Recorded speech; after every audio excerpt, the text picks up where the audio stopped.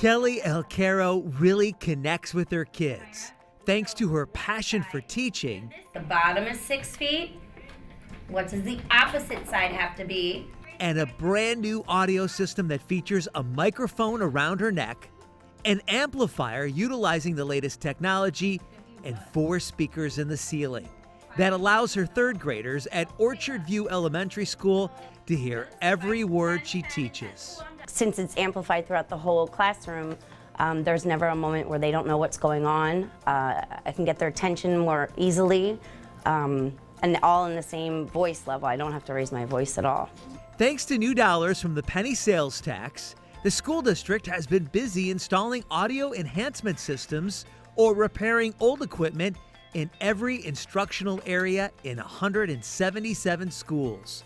Audio technician Alan LEEDOM works after hours to ensure there are no classroom disruptions. He calls the new gear state-of-the-art. The new sound is just phenomenal compared to the old sound. It's not even in the same league.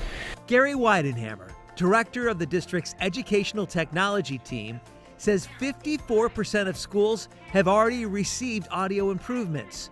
The project on schedule to be completed by June. And it's amazing how much clearer you can hear in the classroom when the mic is on than when the mic is off. And teachers love using the mics to quiz students. What was the squirrel doing while he was standing on this tree trunk? He was hiding his nuts. Marvin Etienne says there were times he couldn't hear his teachers, but not anymore. So it's good, so we can hear her now because we can learn more better and listen to her.